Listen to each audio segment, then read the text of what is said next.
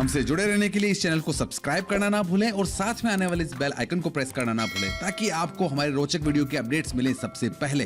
दोस्तों, क्या कभी आपके साथ ऐसा हुआ है कि आप जब भी किसी से मिलते हैं तो डिस्कशन शुरू होने से पहले ही और सुनाओ और बताओ जैसे वर्ड्स पर गाड़ी आके अटक जाती है? और यदि आपका जवाब हाँ है तो ये वीडियो आपके लिए है, क्योंकि आज हम बात करने जा रहे हैं कम्युनिकेशन के उन तरीकों की जो आपके जीवन को पूरी तरीके से बदल देंगे। और यदि आप इन तरीकों को सीख जाते हैं तो आपको गारंटीड 3 तरह के बेनिफिट्स होंगे। पहला, आप बात करने के बहुत अच्छे एक्सपर्ट बन जाएंगे। दूसरा, आप बहुत ही कॉन्फिडेंट बन जाएंगे। और तीसरा, इसके बाद आप कभी भी किसी को और सुनाओ और बताओ जैसे बोरिंग वर्ड्स नहीं बोलेंगे। तो दोस्तों, बिना समय बेकार किए हम बात करते हैं उन सभी टेक्निक्स की जो आपको पूरी तरीके से बदल के रख देगी। बने रहिए हमारे साथ।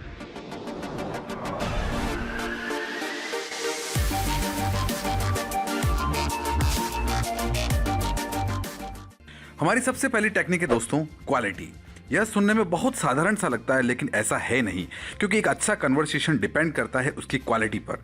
इसीलिए हमेशा कोशिश करें कि जब भी आप बोलें तो अपने कन्वर्सेशन में सभी बेकार और बिना वजह के शब्द निकाल दें, जैसे कि नॉर्मली, एक्चुअली। और बहुत से लोग बात करते समय यू नो जैसे शब्द बहुत काम में लेते हैं। ऐसे वर्ड्स कम्युनिकेशन में कोई वैल्यू ऐड नहीं करते हैं और इनको अपने कम्युनिकेशन में यूज करने का कोई मतलब नहीं है। फॉर एग्जाम्पल, इस पैराग्राफ को आप ध्यान से देखिए।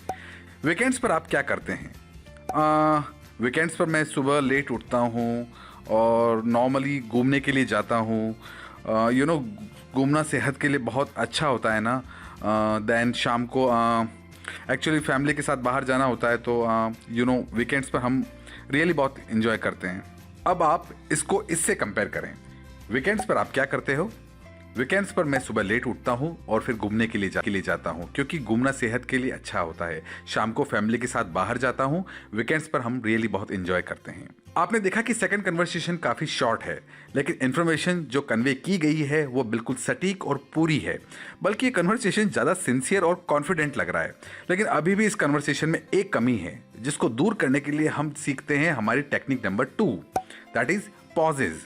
जब भी आप अपनी किसी बात को थोड़ा शॉर्ट पॉजेज देकर बोलते हैं तो ये इसमें 4 चांद लगा देता है और आपके कन्वर्सेशन को बहुत इफेक्टिव बनाता है। फॉर एग्जाम्पल, हम सेम सेंटेंस को फिर से पॉजेज के साथ और बिना पॉजेज के साथ बोल के देखते हैं। वीकेंड्स पर मैं सुबह लेट उठता हूँ और फिर घूमने के लिए जाता हूँ, क्योंकि घूमना सेहत के लिए अच्छा होता है। शाम को फैमिली के साथ बाहर जाता हूँ। वीकेंड्स पर रियली हम बहुत इंजॉय करते हैं। अब इसी सेंटेंस को पॉजेज के साथ बोल के देखते हैं।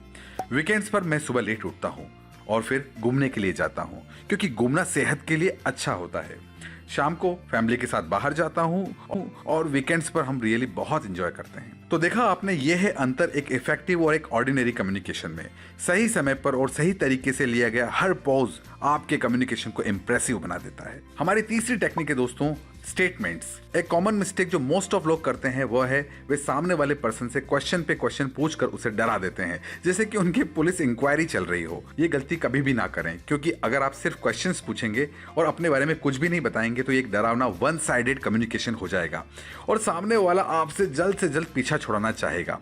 इसीलिए सवाल पे सवाल करने की बजाय स्टेटमेंट्स का यूज करें। अब हम आपको 2 तरह की स्टेटमेंट टेक्निक्स बता रहे हैं जिनको आप अपने सवालों की जगह यूज कर सकते हैं। First, cold read statement. इसमें आपको सामने वाले को देखकर उसके बारे में अंदाजा लगाना है और उसके बारे में ही बात करनी है। फॉर एग्जाम्पल, यदि आप किसी से पूछना चाहते हैं कि आपकी हॉबीज क्या हैं, तो पहला तरीका तो ये हुआ कि आप उनसे डायरेक्टली पूछ लें कि आपकी हॉबीज क्या है, या आप इसे स्टेटमेंट फॉर्म में कहें, आप काफी इंटरेस्टिंग पर्सन लगते हैं। मैं दावे से कह सकता हूं कि आपकी हॉबीज भी काफी इंटरेस्टिंग होती होगी। यदि आपका अंदाजा गलत है तो वो आपको करेक्ट करेगा और बोलेगा कि कहाँ यार, मैं कहाँ इंटरेस्टिंग हूँ, मैं तो एक बहुत नॉर्मल सा साधारण सा आदमी हूँ।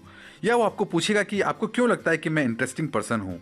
लेकिन यदि आप सही निकले तो आपके और उनके बीच एक बहुत अच्छी बॉन्डिंग बन जाएगी और वो भी हैरानी से पूछेंगे कि मेरी इंटरेस्टिंग हॉबीज है, ये आपको कैसे पता चला। कोल्ड रीड स्टेटमेंट ज्योतिष भी यूज करते हैं। आपका हाथ देखकर कहेंगे, बेटा तुमको जल्दी गुस्सा आता है, और आप कहेंगे, बाबा आपको कैसे पता? लकीरें कह रही हैं बेटा। और तो और तुम्हें आज तक बहुत कम लोगों ने जाना है, क्योंकि तुम बहुत सी बातें दूसरों को बुरा न लग जाए इसलिए नहीं कहते हो। आपको ये बातें अपने लिए बिल्कुल सही लगती है और आप बाबा के पैरों में गिर जाते हैं और उनका आशीर्वाद लेने लग जाते हैं। कभी भी इस टाइप के बेकार जासों में ना आए, क्योंकि ये सिर्फ कोल्ड रीड स्टेटमेंट्स हैं। इन्हें मोस्टली ज्योतिष साइकोलॉजिस्ट यूज करते हैं। सामने वाले के बारे में अंदाजे लगाइए, अगर आप गलत हैं तो वो आपको करेक्ट करेगा, और अगर आप सही हैं तो आपके और उसके बीच में एक अच्छा कनेक्शन। हमारी सेकंड स्टेटमेंट टेक्निक है फ्रेंड्स, स्टोरी स्टेटमेंट्स। अगर आपको किसी से पूछना है कि उसको किस चीज से डर लगता है, तो एक बहुत सिंपल बोरिंग तरीका हो गया बात करने का, जिसमें आपने अपनी तरफ से कोई इन्फॉर्मेशन शेयर नहीं की। लेकिन यदि आप स्टोरी स्टेटमेंट के थ्रू ये चीज पूछेंगे तो आप इसे ऐसे कहेंगे, बचपन में मुझे अंधेरे से बहुत डर लगता था। मैं अपने आप को रजाई में कसकर छुपा लेता था ताकि कोई भूत मुझे पकड़ ना सके। यहाँ पर आपने एक स्टोरी सुनाई जिसमें से सामने वाला कई टॉपिक्स निकाल सकता है, जैसे कि अंधेरा, बचपन, भूत, एटसेट्रा एटसेट्रा, और साथ ही वो अपने एक्सपीरियंस भी बता सकता है। इसीलिए सिंपल क्वेश्चन पूछने की बजाय स्टेटमेंट्स का यूज करें, इससे ज्यादा अच्छा कनेक्शन बनता है। चलिए अब बात करते हैं कम्युनिकेशन की टेक्निक नंबर 4 की, जो इतनी इफेक्टिव है कि अगर आपने इसे सीख लिया तो आप जीवन में कभी और सुनाओ और बताओ जैसी बोरिंग शब्दों का यूज नहीं करेंगे, और वो है कन्वर्सेशनल थ्रेडिंग। एक नॉर्मल कन्वर्सेशन कितना मजेदार होता है, आइए सुनते हैं। आप कहां से हो? मैं दिल्ली से हूं। Oh good. आप कहां से हो? मैं जयपुर से हूं। Great it. और सुनाओ? सब बढ़िया। आप सुनाओ? बस यही जाकर आपका कन्वर्सेशन मर जाता है। कन्वर्सेशन थ्रेडिंग 2 तरीके से काम करती है। पहली कि जब भी आप कुछ बोलें तो सामने वाले को इतनी इंफॉर्मेशन दें कि वो इसमें से कुछ टॉपिक निकाल कर आपसे बात कर सके, यानी कि एक स्टोरी फॉर्मेट में होना चाहिए।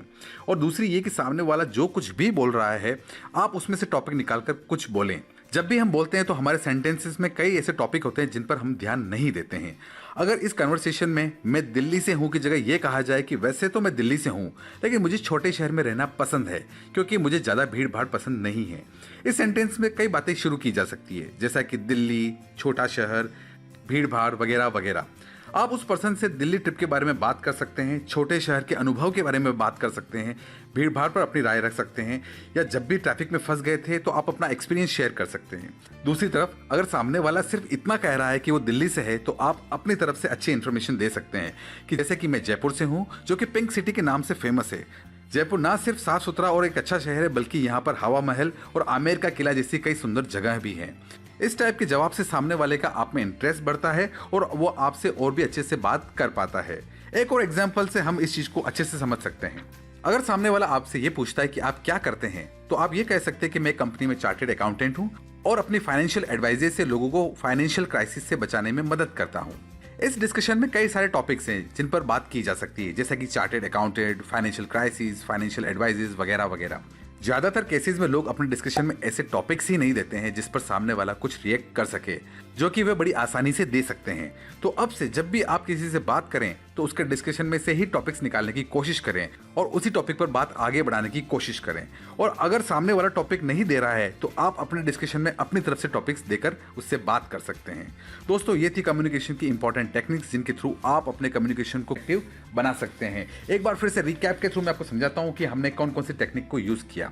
हमारी सबसे पहली टेक्निक थी फ्रेंड्स क्वालिटी, जिसमें आप हमेशा ध्यान रखें कि आपका जो भी कम्युनिकेशन हो वो क्वालिटी वाला हो। दूसरा हमने बात की थी पॉजेज की, आप जब भी जरूरत हो पर्याप्त मात्रा में पॉजेज का यूज करें। हमारी तीसरी टेक्निक थी स्टेटमेंट, जिसमें हमने डिस्कस किया था कि कोल्ड रीड स्टेटमेंट और स्टोरी स्टेटमेंट। और हमारी जो चौथी टेक्निक थी वो फ्रेंड वो थी कन्वर्सेशनल थ्रेडिंग, ताकि आप अपनी बातों को लच्छेदार, मजेदार और इंप्रेसिव बना सकें। फ्रेंड्स, यदि वीडियो आपको पसंद आया है तो इस चैनल नॉलेज किंगडम को सब्सक्राइब करना ना भूलें और साथ में आने वाले इस बेल आइकन को प्रेस करना ना भूलें, ताकि आपको और भी हमारे रोचक वीडियो के अपडेट्स समय समय पर अपने मोबाइल पर मैसेज के रूप में मिलते रहें और आप इसी तरीके से हमसे जुड़े रहें। Thank you so much. Thanks for watching this video.